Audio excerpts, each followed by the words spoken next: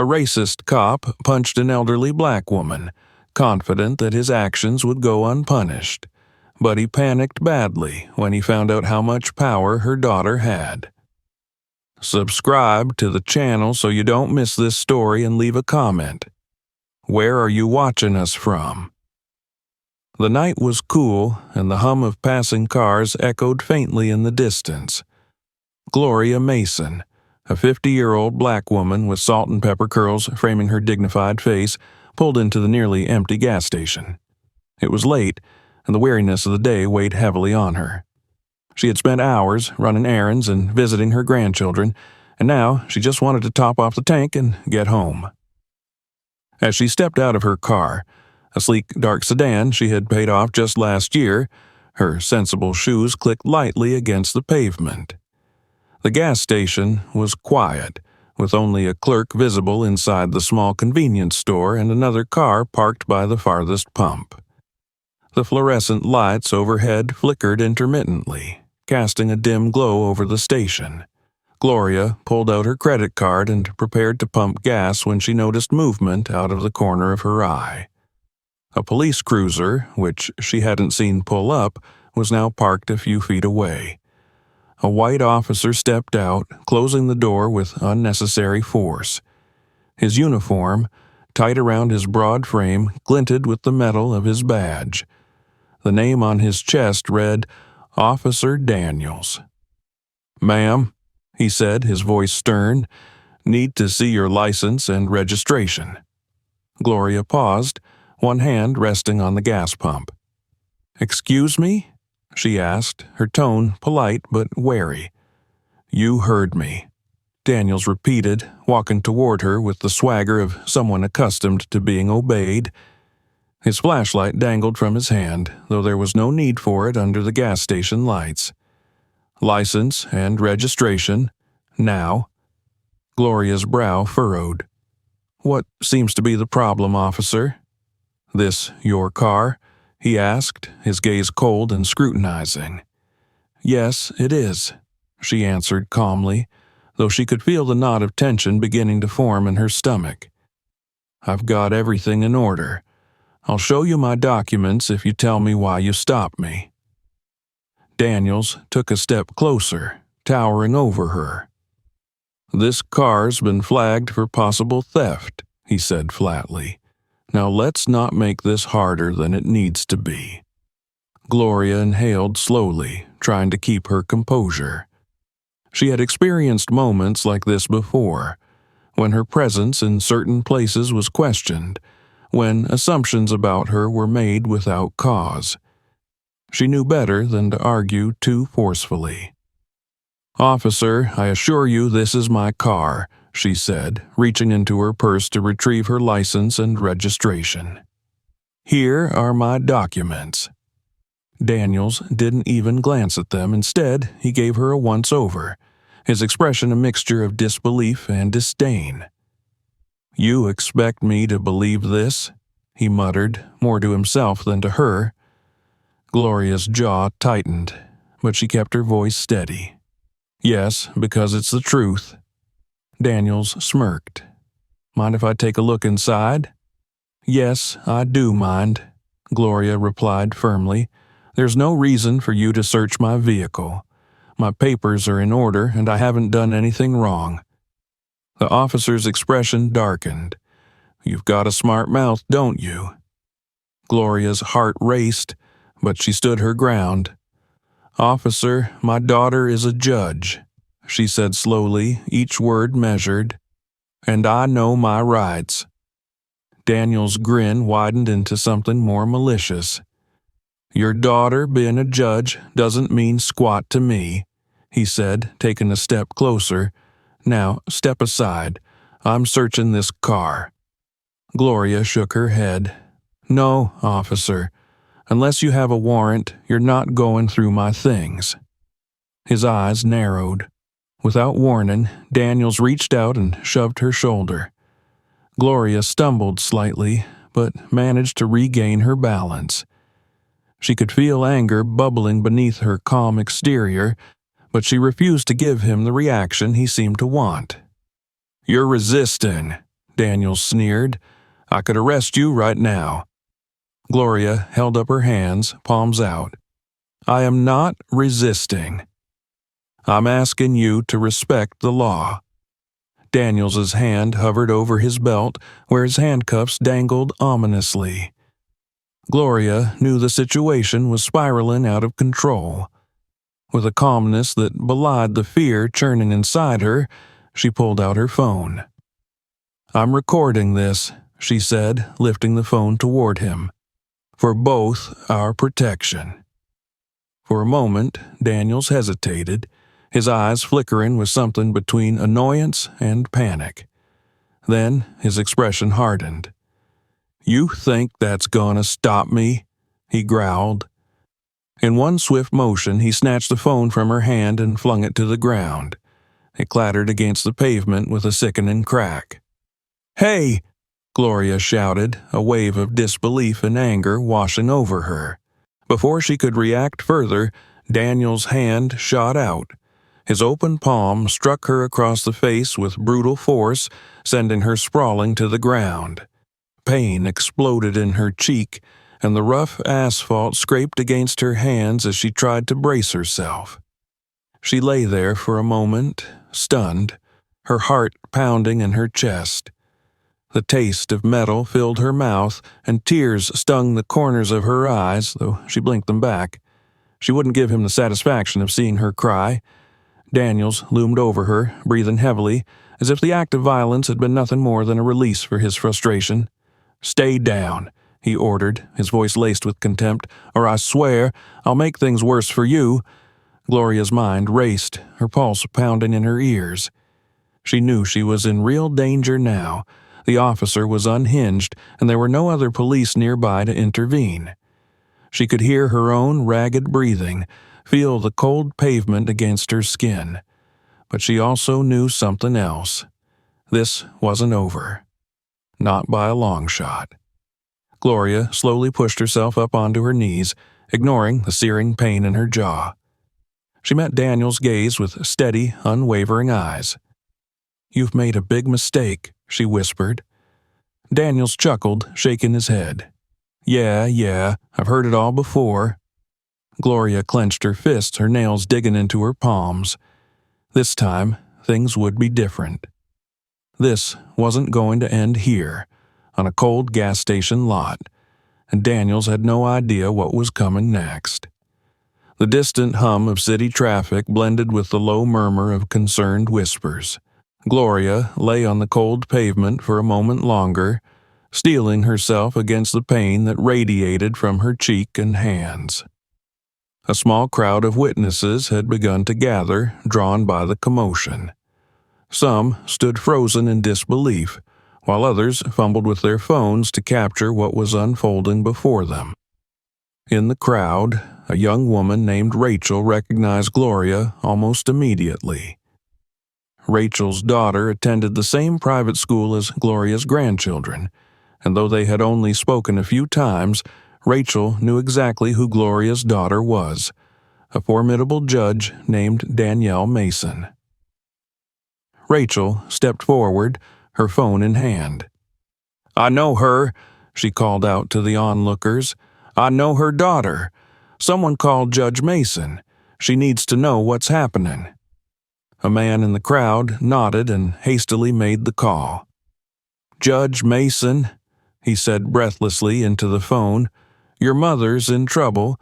She's being assaulted by a police officer at the Sinclair gas station on Grove Street." Meanwhile, Gloria remained still, her hands pressing against the ground as she tried to push herself up. Officer Daniels stood over her, his chest heaving with self-satisfaction, still oblivious to the storm that was about to hit him. Several minutes later, the distant roar of a car engine broke through the tense silence.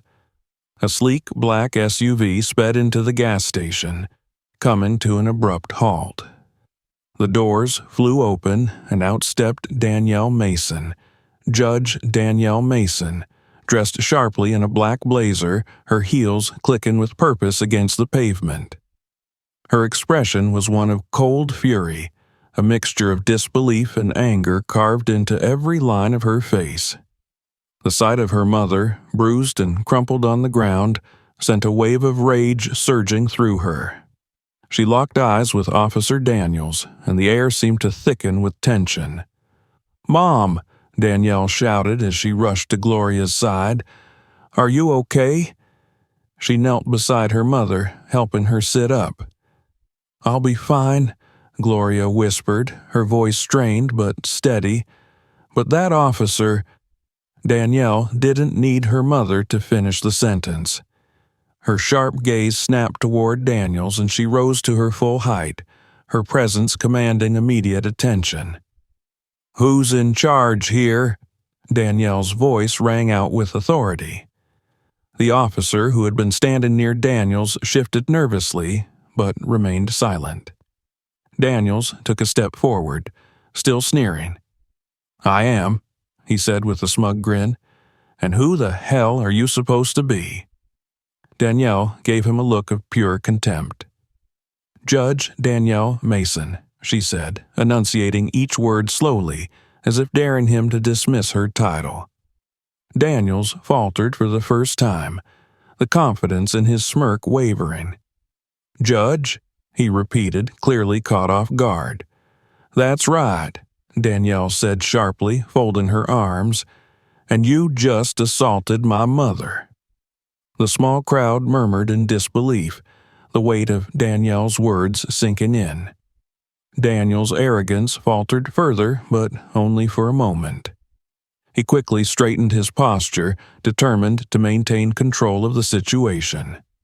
"I don't care who you are," Daniel shot back.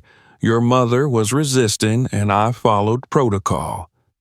Danielle took a step closer, her dark eyes blazing. "What part of protocol involves throwing an unarmed woman to the ground? What part of protocol involves smashing her phone and striking her?" Daniels opened his mouth to respond, but no words came out. His fellow officers exchanged uneasy glances, realizing just how badly things had spiraled. "I want your badge number right now," Danielle demanded, her voice cutting through the night air like a whip. "And you," she pointed to the officer standing beside Daniels, "call your commanding officer. This ends now." The second officer fumbled with his radio, stammering out a request for his superior. Daniels stood rooted in place, a mixture of defiance and fear flickering across his face. "Listen, Judge Mason," he began, trying to salvage the situation. "I didn't know who she was. If I'd known—" Danielle's expression darkened further. "You should treat everyone with respect, not just those with connections. That's the law, and you've broken it." At that moment, another squad car pulled up, and out stepped Captain Reed, the precinct's commanding officer. His face, tight with tension, relaxed into a strained smile when he recognized Danielle. "Judge Mason." Reed greeted her with a nod, though his eyes held a flicker of dread. "I just got the call. What seems to be the issue?" Danielle didn't waste time. "Your officer assaulted my mother without cause," she said coldly. "He violated her rights, destroyed her property, and used unnecessary force. I want him suspended immediately, pending an investigation." Reed's expression grew more serious as he turned to Daniels. "Is this true?" Daniels shifted uncomfortably, his earlier bravado slipping away. "It's not how it looks, Captain," he mumbled. "She resisted," Danielle cut him off. "The only thing she resisted was your illegal abuse of power." Reed exhaled slowly, rubbing his temples as if the weight of the situation was pressing down on him. "Daniels, hand over your badge and gun," he ordered. "We'll sort this out at the station." Daniels hesitated, his face twisting in disbelief. "Captain." "Now," Reed said firmly, leaving no room for argument. With visible reluctance, Daniels unclipped his badge and holstered weapon, handing them over with a scowl. He shot Gloria a hateful glare, but Danielle stepped between them, her expression daring him to say another word. "This isn't over," Daniels muttered under his breath. "Oh, believe me," Danielle replied, her voice low and dangerous. "It's only just begun." The tension at the gas station lingered long after Officer Daniels surrendered his badge and weapon. Gloria sat quietly in the passenger seat of her daughter's car, cradling her bruised cheek with one hand. Danielle stood nearby, her sharp eyes locked onto Daniels as the officers prepared to leave the scene. No one spoke for a moment, but the silence was heavy with unspoken consequences. Danielle's mind raced, already piecing together the strategy for the legal action she was determined to pursue.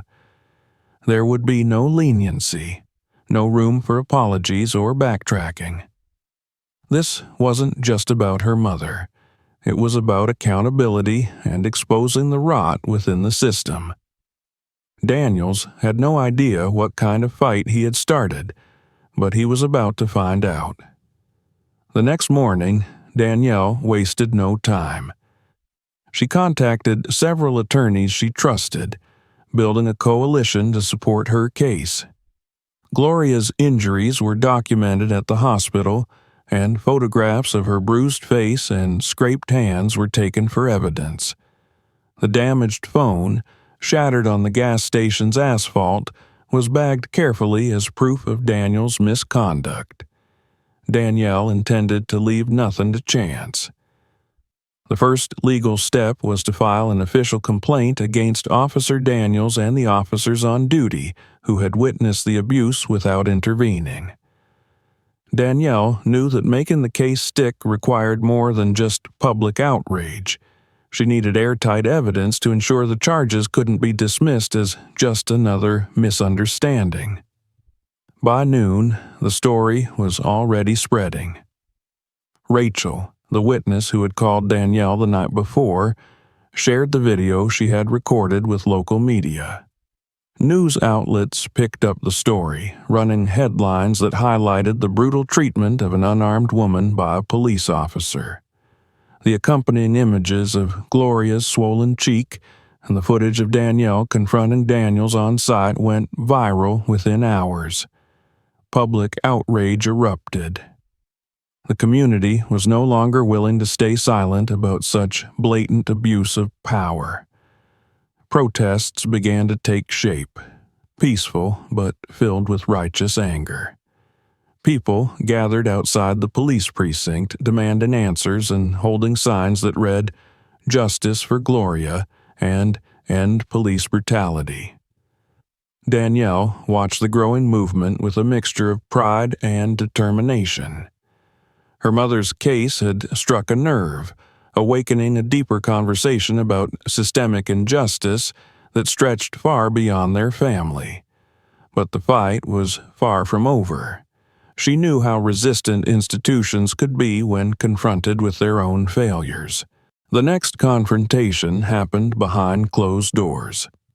Danielle and her legal team met with Captain Reed, the police union representative, and the precinct's lawyer.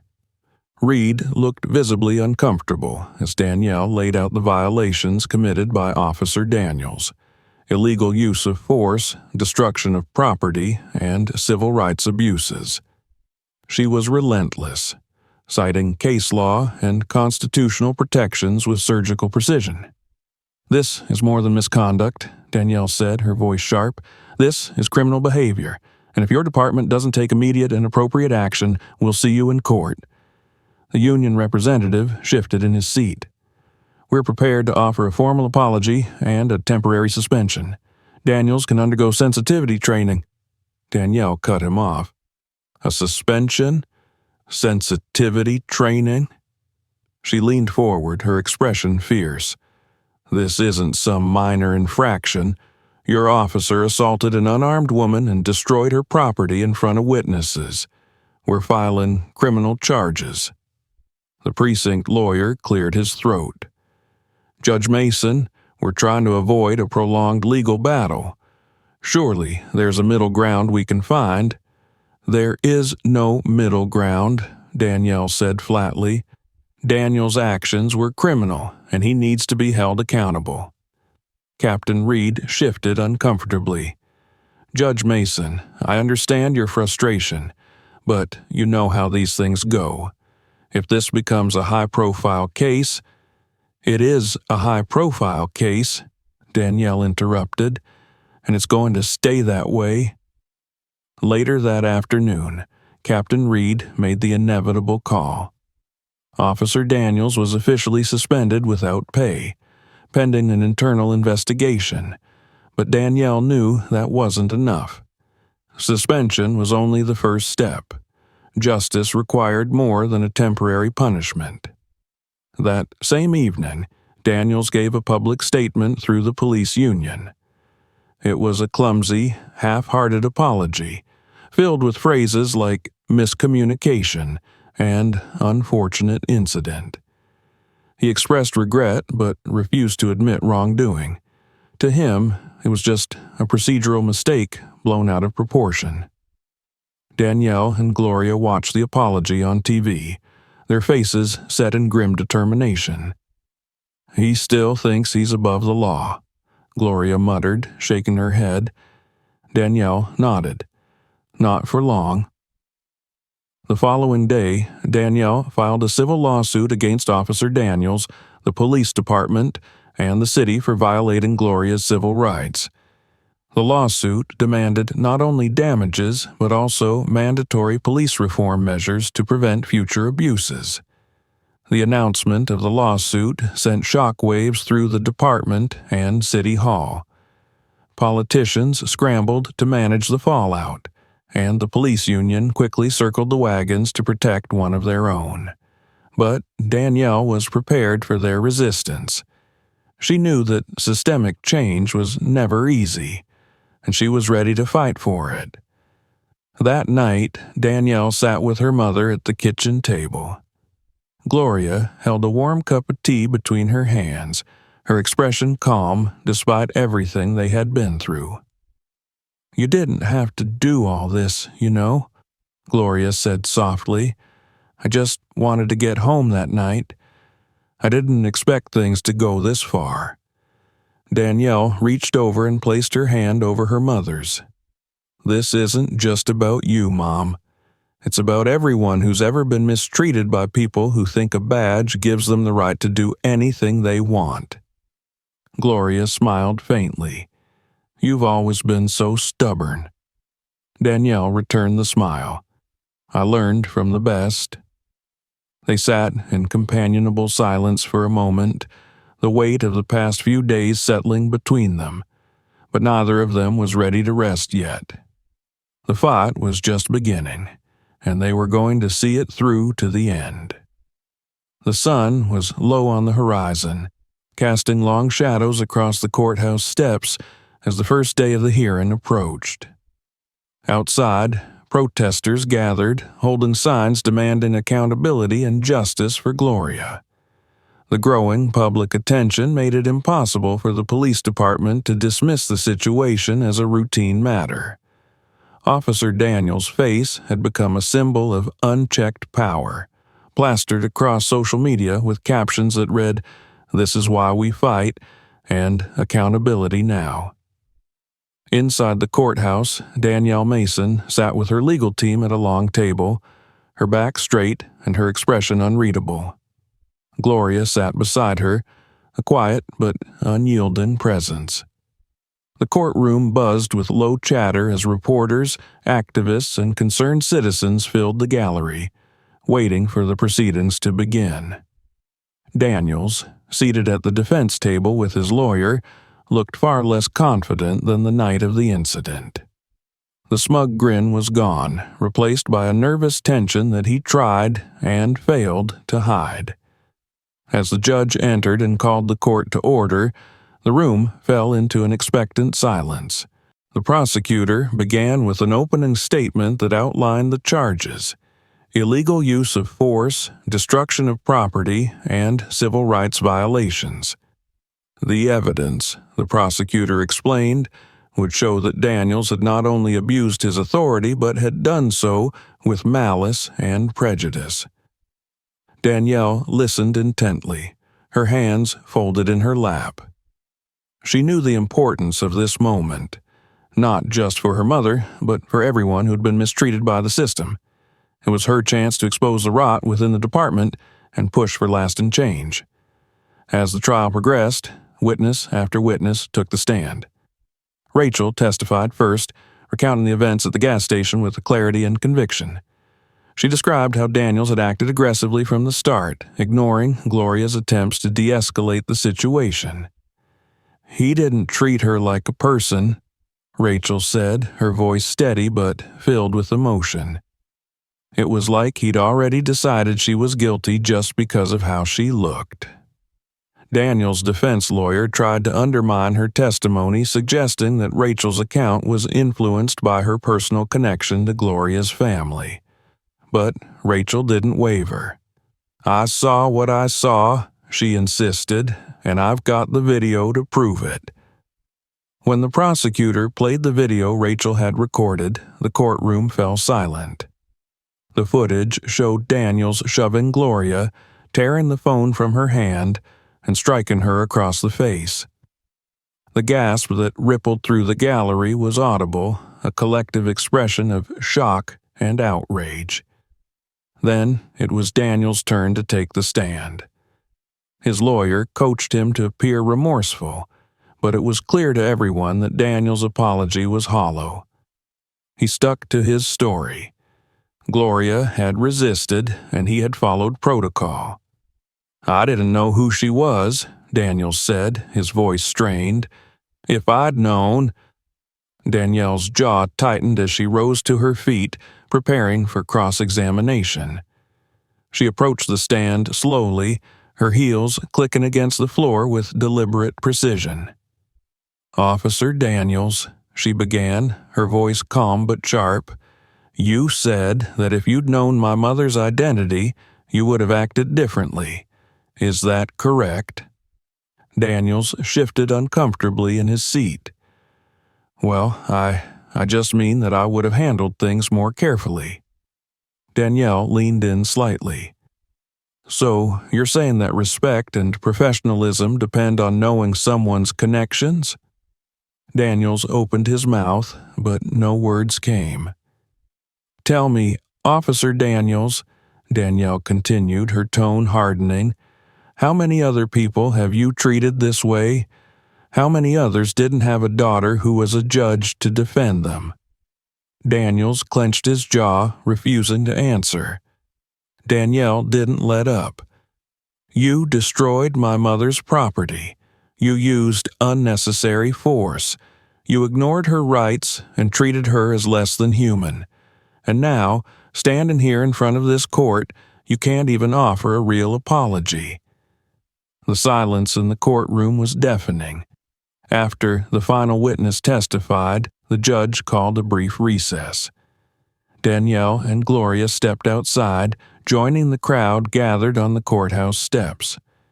Cheers erupted as they appeared, the community standing behind them in solidarity. Gloria smiled softly, though the exhaustion was evident in her eyes. "They believe in us," she whispered to her daughter. Danielle nodded, her gaze scanning the crowd. "This isn't just about us anymore, Mom. It's bigger than that." Gloria took her daughter's hand and gave it a gentle squeeze. "Then let's make sure we finish what we started." The final arguments took place later that afternoon. The prosecutor reminded the jury of the evidence, the video, the witnesses, the blatant disregard for the law. "This isn't just a case of misconduct," the prosecutor concluded. "It's a case of justice, of righting a wrong that should never have happened in the first place." Daniels's lawyer attempted to frame the incident as a misunderstanding, a lapse in judgment under stressful circumstances, but the argument felt hollow, especially in the face of such overwhelming evidence. As the jury retired to deliberate, Danielle and Gloria sat side by side, waiting. The minutes stretched into hours, the tension in the room thick enough to cut with a knife. But Danielle remained composed, her hand resting lightly on her mother's. Finally, the jury returned. The foreperson stood and read the verdict aloud. Guilty on all counts. A ripple of relief swept through the courtroom. Gloria exhaled slowly, a tear slipping down her cheek. Danielle squeezed her mother's hand, the weight of the moment settling over them both. Justice had been served, but they knew the fight for change was far from over. Outside the courthouse, the crowd erupted in cheers as news of the verdict spread. Reporters rushed forward, microphones thrust toward Danielle and Gloria. Danielle stepped to the front, her voice clear and resolute. "This is a victory," she said, "but it's only the beginning. Accountability is just the first step. Real change comes when we all stand together and demand it." The crowd roared in agreement, their voices rising into the evening sky. Daniels was led away in handcuffs, his career and reputation in ruins. But for Gloria and Danielle, the verdict was about more than one man's punishment. It was a symbol of hope, a reminder that justice was possible, even in a system designed to deny it. The courthouse steps were still buzzing with reporters and activists as Danielle helped her mother into the black SUV parked by the curb. Although the verdict had been delivered, Danielle knew the real challenge was only beginning. Daniel's conviction was a significant step, but systemic change would require much more than one guilty verdict. As they drove home through the dimming city streets, Gloria sat in thoughtful silence. The events of the past few days had been overwhelming, and despite the victory in court, the ache in her body reminded her that the trauma couldn't be erased so easily. "Are you okay, Mom?" Danielle asked quietly, glancing over at her. Gloria gave a small nod. "I will be."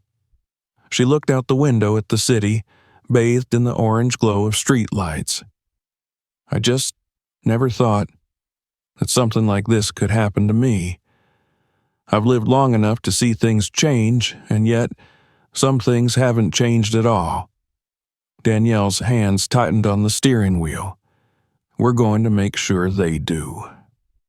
The next morning, Danielle woke early, her mind already racing with the next steps. It wasn't enough to have Daniels convicted. She needed to ensure that other officers couldn't follow the same path without consequences. The system had allowed people like him to thrive for far too long. She reached out to community leaders and legal advocates, calling for a public hearing on police accountability measures. She wasn't just interested in punishing Daniels. She wanted to address the policies and practices that enabled such behavior in the first place. Her goal was clear: a push for police reform. Days later, Danielle found herself in a packed town hall meeting. The community had turned out in force, filling every seat and lining the walls. Members of the city council sat behind a long table at the front, their expressions a mix of curiosity and wariness. Danielle stood at the podium, her presence commanding the room.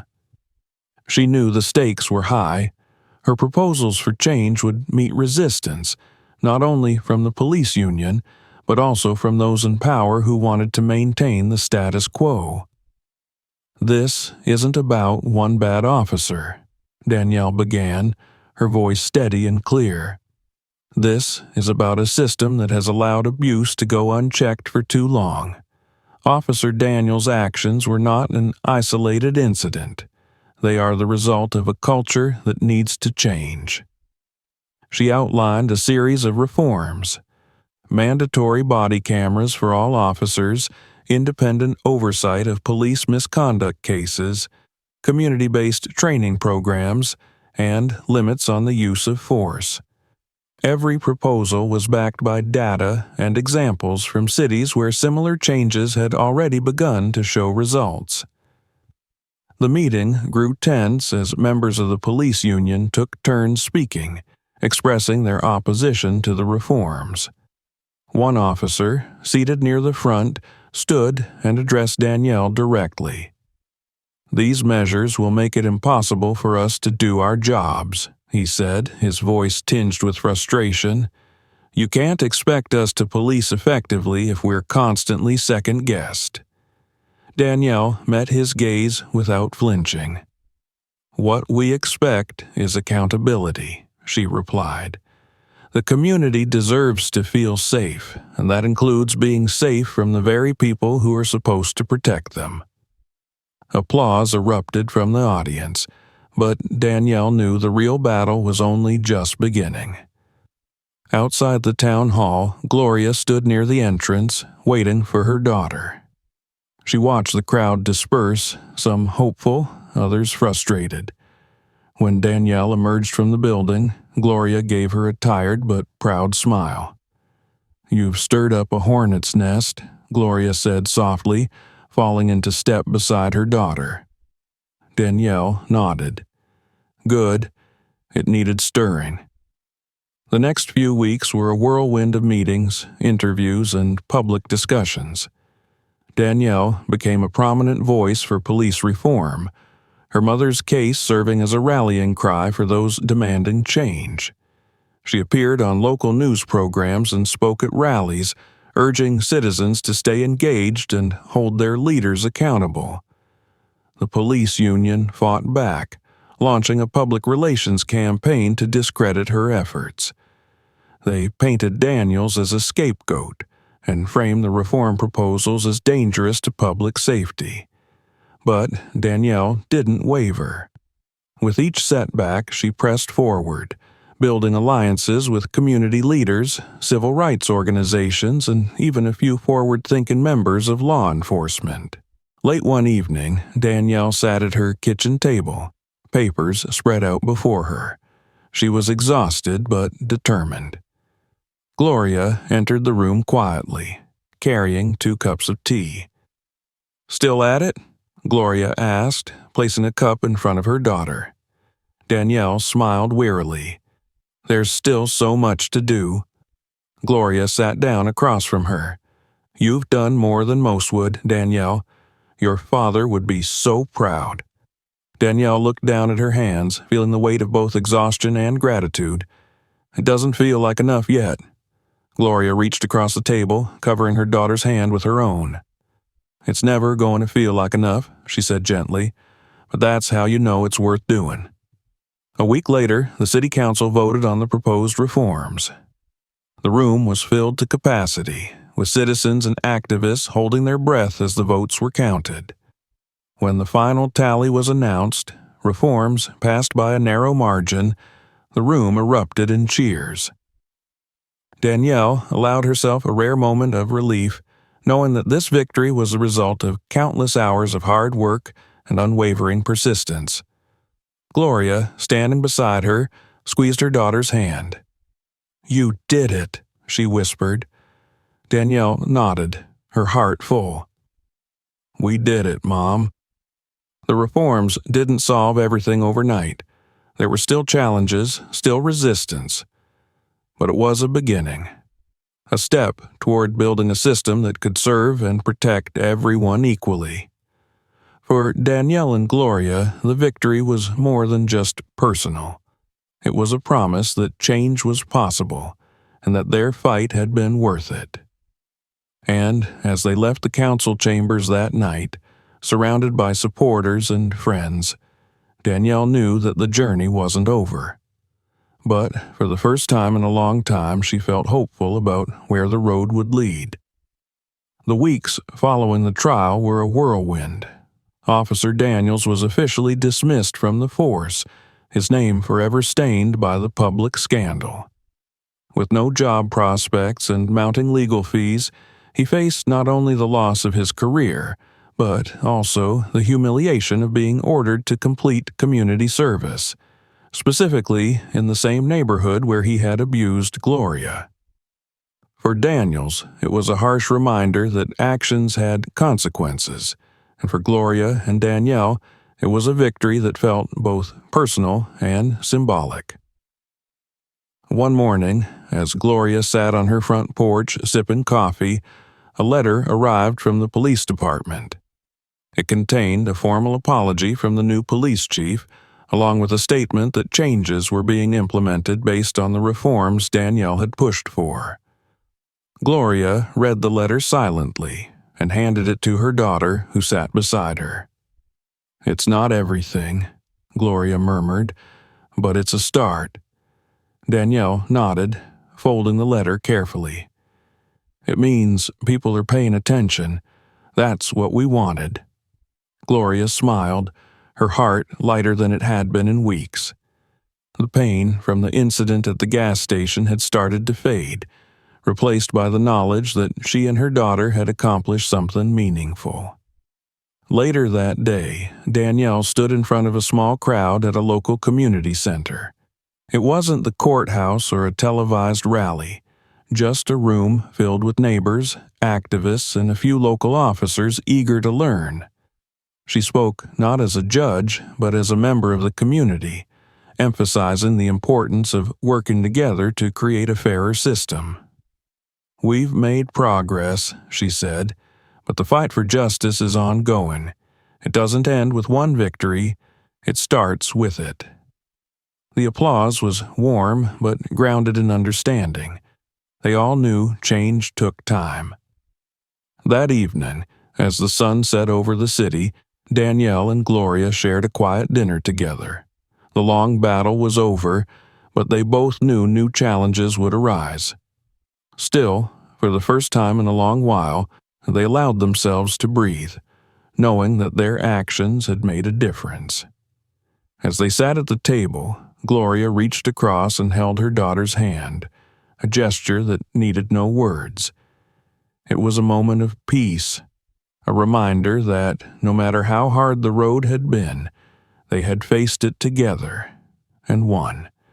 The future stretched before them, uncertain but filled with hope, and whatever came next, they were ready. Thanks for watching. If you enjoyed this story, make sure to hit that subscribe button so you don't miss out on more powerful tales like this. And don't stop here. Check out our other videos for more inspiring content. What part of the world are you watching from? Let us know in the comments, and we'll see you in the next one.